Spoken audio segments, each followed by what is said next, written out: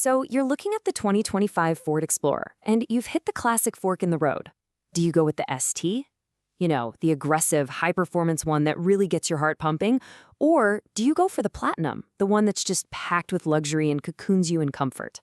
It's a really tough choice, so today we're going to break down every key difference to help you figure it out.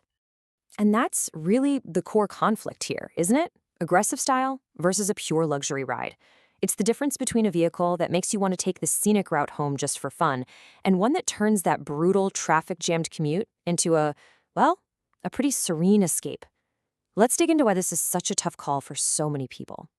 You know, this quote from a potential buyer on Reddit just says it all. "I prefer the luxury interior of the Platinum, but the ST exterior, I can't deal with the harsh ride." See? They're totally caught in the middle. They love the aggressive look they want, but they need the comfortable ride. Our goal here is to see if you can have the best of both worlds, or if you've got to make a compromise. Okay, first things first, let's talk about what's new across the entire 2025 Explorer lineup. Ford made some pretty big updates this year that apply to both the ST and the Platinum. So for 2025, every Explorer gets a much more aggressive look, with a bigger front grille and some slick new taillights. But honestly, the biggest change is inside. They've completely redesigned the dashboard, actually pushing it forward to make the whole cabin feel way more open and spacious. And, for the first time, you can get Ford's Blue Cruise system for hands-free highway driving. Pretty cool. And check this out. This is a real game changer. Every single 2025 Explorer, I don't care what trim it is, now comes standard with this massive 13.2-inch touchscreen. It's running a whole new system with Google built in, so you get Google Maps and the Google Play Store right there on your dashboard. This is a huge, huge tech upgrade. All right, let's talk performance. Now, you might be thinking, hey, if I can get the same engine in the ST and the Platinum, they're going to drive the same, right? Well, not so fast. The way they actually deliver their power is completely different. And here is the number that gets everybody's attention: 400 horsepower. Both the ST and the Platinum can be equipped with a seriously potent V6 engine that pumps out that very impressive number. I mean, for family SUV, that puts them in a serious performance category. So at the heart of this whole comparison is Ford's twin-turbo 3.0-liter EcoBoost V6. It's known for its really strong acceleration, and it's paired up with a 10-speed automatic that, let's just say, has a bit of a split personality depending on which trim you pick. Okay, this might look like a small technical detail, but trust me, it is absolutely crucial to how these two SUVs feel from behind the wheel. The ST's more aggressive rear axle ratio means it just jumps off the line quicker, and the shifts are way more urgent. The Platinum's ratio, that's all about smooth, effortless cruising. This one number is a huge reason the ST feels so much more alive. And this brings us right back to that Reddit user's concern about a harsh ride. The ST's sport-tuned suspension is definitely stiffer. It gives you a much more direct connection to the road, but yeah, you're also going to feel more of the bumps. The Platinum's comfort-tuned suspension, though, is designed to just soak up those imperfections, making it perfect for rough city streets or long highway drives. Okay, let's step inside, because the cabins are where these two trims really show their different personalities. One is so clearly designed for the driver who loves those performance cues, while the other is all about creating this premium, relaxing environment for literally everyone on board.